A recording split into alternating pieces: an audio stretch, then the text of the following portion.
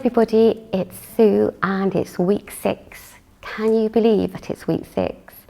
And we've all finished our beautiful Sweet Blossom blanket. Well, we haven't quite all finished. I've just got a couple of other things to share with you today. But before I do that, let's just look at our beautiful blankets. I hope you've got them on your laps, and I hope you're looking at them and feeling really proud and experiencing a real sense of achievement. Because just look what you've done over the last 6 weeks. All these beautiful colours, the lovely texture, and if you're a beginner, just think you now know 10 different crochet stitches. So the world's your oyster now. You can make anything. No challenge is too big now. And for the more experienced crocheters, I hope you've really relaxed into the blanket and done these lovely rhythmic rows and start watching your favourite box set and just look what you've actually achieved over this very short 6-week time. So I'm really, really proud of how this has come together, and I hope you all feel proud too. So what I'm going to take you through next is I'm just going to show you how to block a blanket. Blocking can improve the shape of a blanket. You don't have to do it, but maybe if you're giving this as a gift and you want it to be absolutely perfect, this will just finish it off. So I'm just going to show you how to do that now. Not everybody will want to do this, but it's really useful to know, especially for future projects. So what you have to imagine is that I've got my blanket here. It's actually just a small swatch. Now the equipment that you're going to need a spray bottle, and I've just got water in here, a tape measure, and some pins, either just some ordinary, just straight pins, or you can get these little forked blocking pins, so any pins. I quite often use these children's play mats that sort of fit together like a jigsaw. So because I'm just using a small piece of fabric today to block, I've just obviously got one piece of the jigsaw. But if you've got a big blanket, you can they all interlock and you can put them all together. But to be honest, when I'm blocking my blankets, I block mine straight onto a carpet. So what I would do would put some big towels underneath the blanket, and then I have it nice and smooth, and then I put the blanket on top and I block on top of the carpet. And I usually leave that overnight. So wherever you've got a space, or maybe before you go to bed, if you move furniture around a bit, you can just put your blanket out and block it, and then by the morning it should be dry. So what I'll do now, I'll take you step by step through how to do it. Right, so if you can imagine that this is your beautiful blanket and you're going to block this, and as you can see, really this is quite a good shape. I'm sure most of your blankets will be. Different with this little swatch, I haven't really got a border on, but I can show you really what the process is. So what we're hoping to have is a blanket that measures the same at this end as it does at this end, and we have the same long lengths measuring the same as well. So to start with, I'm going to pin the top. You want to almost pick a straight edge, so depending what you're pinning this on, if it is a carpet, maybe if you had a wooden ruler or something that was a straight edge, because sometimes what we think is straight, just looking at something, isn't quite straight. So on this mat there are little lines across, so I'm going to work along one of these ridges. So I'm going to pin the top, and I'm just going to use these little blocking pins. So putting one here, it's in a straight line there, and then another one. But I'll also just use an ordinary pin now, and you'll see it just works exactly the same. So I pin the top, and I'm happy that that's straight. So now I'm going to measure it. So I'm just going to measure it here to here. I'm just going to forget that little corner there. That won't be on your blanket. So if I bring that across, that's 14 centimetres. So what I'm hoping for is that at the end of my blanket, let's hope yours is a lot bigger than 14 centimetres, otherwise we may have gone wrong a little bit. So there we go, and this is actually 14 centimetres. But let's actually pretend that this is 15 centimetres. I'm just going to pull that out a little bit. And then what we'd have to do, we'd have to press this down. Again, we want to look for a straight edge. And then I'll put, this is my edge, and I'm adding a pin here. And then I'm just going to look, and at the moment it's saying 14, but I've decided that this edge really is 15. So I very gently tease it out until it measures 15. So you don't want to put lots of stretch, you're just very, very gently teasing it out. And then we'll carry on doing that. We'll just press it gently, add another pin, press it gently this way, and add more pins. Now you can see here it's just stretching a little bit there, so I'm just going to take that back a little bit. I'm just going to recheck, and we've got it to 15. So that's what you'll continue to do. You'll pull it out all the way, and you'll keep adding your pins in until the bottom edge of your blanket. Of course, you would also have some pins along here. And again, you'll make sure that you're butting it up to a nice straight edge, or you've got a line to work along.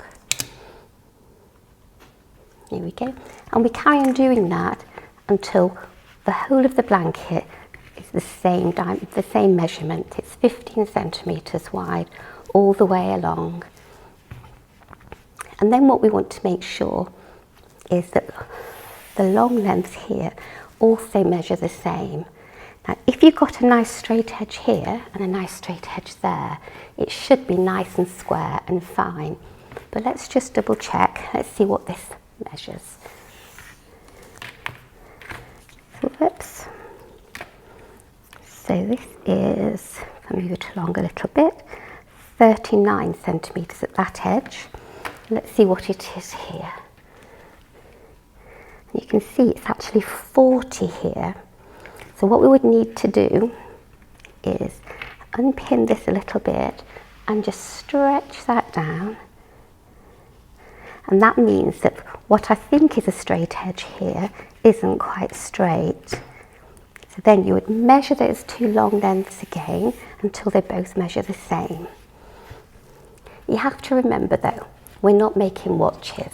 We're making just beautiful blankets that you're going to snuggle under.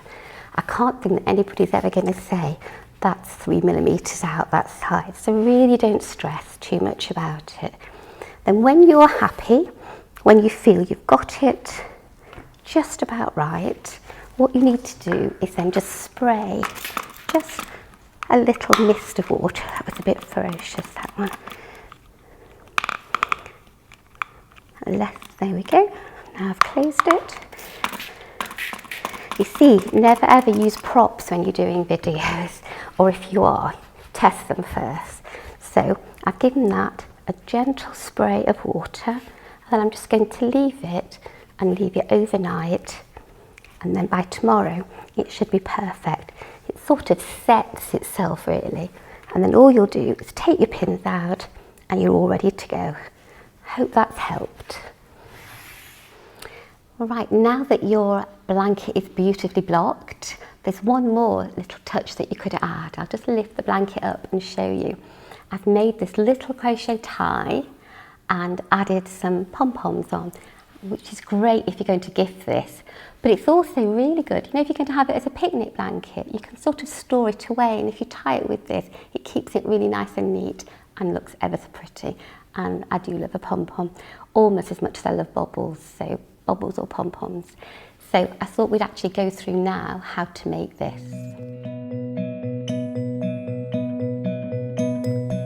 Right, so I'm going to show you now how you actually make this pom-pom tie. And you can make the pom-poms in any colour that you want, so whichever is your favourite. You're going to have a little bit of each of the different colours over, but whichever you prefer, or the one you've got the most of. So as you can see here, I've used 6 different colours altogether. I've put 3 at each end. So maybe before I talk about the pom-poms, I'll just remind you about how to make the tie. So the tie is almost like when you first start making your blanket. You make a long chain, and then you're going to do a couple of rows of double crochet, and your tie needs to be long enough to wrap nice and comfortably around your blanket, but all the information is in the pattern. So here's the tie all made. Here's another tie with the pom-poms added, so you can see how pretty that looks. So you can use a pom-pom maker, and there are lots of pom-pom makers out there, or you can make a pom-pom maker yourself, which is just using some cardboard. So I've got some cardboard and made 2 circles. Now this is where, don't ask somebody else to cut circles out for you. I asked my other half if he could make me some of these. And this is a little bit big when you're making a pom-pom that big. So that's why my sample pom-pom is huge. So you've got your cardboard, got two circles, and then you actually have to cut a circle out of the middle there. When you make yours, do make them a little bit smaller. And in the pattern it tells you how many centimetres to make them. So I've got my two circles, and I'm going to pick some of my yarn up. So these are all the little balls that have been left over from your blanket. So I'm just going to show you with a small length of yarn. You'd probably take a bigger length of yarn than this, because you can roll it in a small ball that to start with will fit in and out of here, but just to show you quickly. So I've got it double here, but you could actually have it and have 4 lots of yarn, then it's much quicker to do. So I'm just going to put that through, put it round like that, and then literally all you do is go round and round and round. You keep adding more and more yarn, and you carry on. And here's one I made earlier. So this is my Blue Peter moment. So on this one I actually used my needle to go in and out, and you'll find as this circle closes and closes and closes, you do need to push it through with a needle. So you can see how this is getting chunkier, and I go on and on and on until you've got this enormous pom-pom, which you don't really need it to be this big. So I've gone round and round and round, and then what you do, you start to snip. So if you remember, you've got 2 pieces of card, so you actually just open that up a little bit. If I hold it like this, you can see.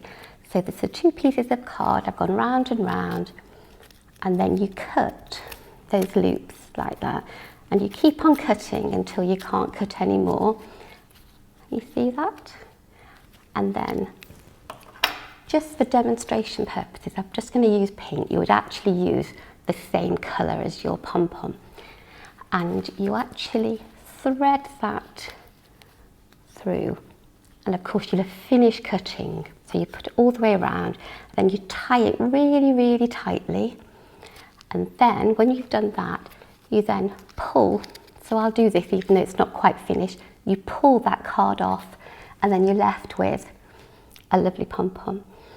But to start with, it might be a little bit fluffy, so I trim my pom-poms. I give them all a really good haircut until they're the exact size and shape that I need.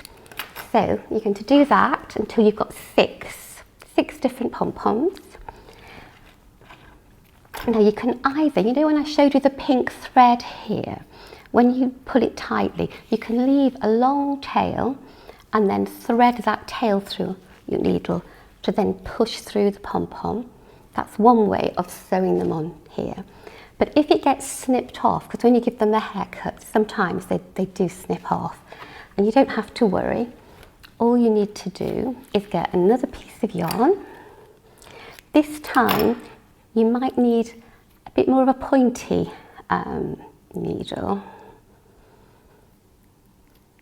So I'm just going to thread that through. There we go. So you've got your long tie here. So you would push that through your pom-pom like that. I'm just going to put a knot on the end. And you pull that through, and then you'll just literally sew those onto the end like that, and you just keep going back and through, and then add your next one and so on, and then you're left with this really pretty tie.